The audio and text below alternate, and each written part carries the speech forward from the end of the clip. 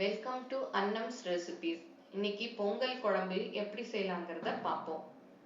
இதுக்கு தேவையான பொருட்கள்: முருங்கைக்காய் 1, கத்திரிக்காய் 4, உருளைக்கிழங்கு 1, வாழைக்காய் பாதி, சக்கரவள்ளி கிழங்கு ஒரு மீடியம் சைஸா 1, கருணக்கிழங்கும் மீடியம் சைஸா 1, சொரக்காய் 1/4, பரங்கிக்காய் 1 கப் நறுக்கினது, பீன்ஸ் 10, காராமணி 10, அவரைக்காய் 10, கேரட் 1, மொச்சை உரிச்சது 1 கப், சின்ன வெங்காயம் 20, தக்காளி 2, புளி ஒரு பெரிய எலுமிச்சை சைஸு, உப்பு தேவையான அளவு, குழம்பு பொடி அதாவது சாம்பார் பவுடர் 4 டீஸ்பூன். அது அவங்கவுங்க காரத்துக்கு ஏற்றபடி கூட்டி குறைச்சி போட்டுக்கலாம்.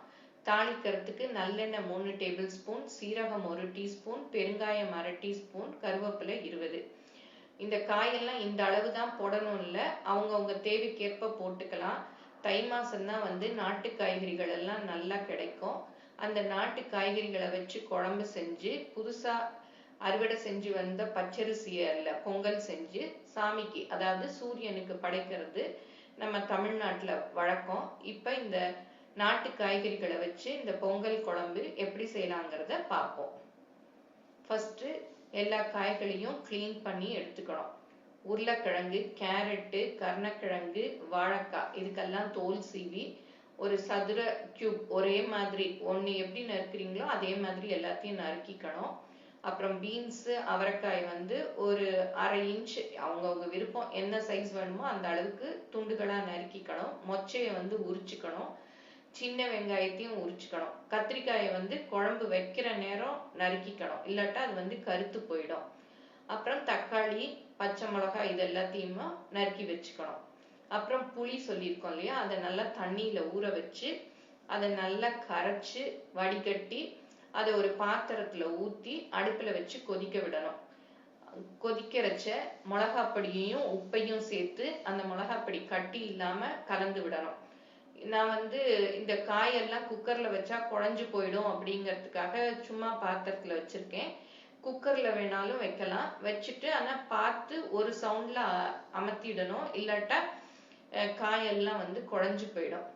இதுல அவங்கவுங்க எந்தெந்த நாட்டு காய்கறிகள் கிடைக்குதோ அதெல்லாம் போட்டுக்கலாம். பனங்கிழங்கு போடலாம், சக்கரவள்ளி கிழங்கு போடலாம்.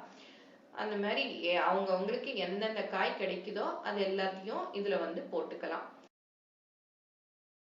அப்படி இதெல்லாம் மிக்ஸ் ஆகிற மாதிரி நல்லா கலந்து விட்டு அந்த பாத்திரத்தை மூடி அப்படியே வேக விடணும். அடுப்பை குறைச்சி வச்சிடணும். அது நல்லா வெந்த உடனே நம்ம தாளிக்கிறதுக்கு சீரகம், கருவேப்பிலை, பெருங்காயம் சொல்லியிருக்கோம் இல்லையா, அதை நல்லெண்ணெயில தாளிச்சு ஊற்றணும். அது நல்லா பொரிஞ்ச உடனே அந்த கொதிக்கிற குழம்புல ஊற்றி அதை அப்படியே கொதிக்க விடணும்.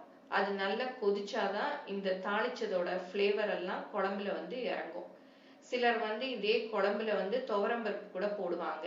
அப்படி போடுறச்ச என்ன பண்ணணும்னா குக்கர்ல தனியா துவரம்பருப்பு வேக வச்சு இதுல சேர்த்துக்கலாம். முக்கால்வாசி பேர் சும்மா தான் வைப்பாங்க, சிலர் பருப்பும் சேர்த்து செய்வாங்க.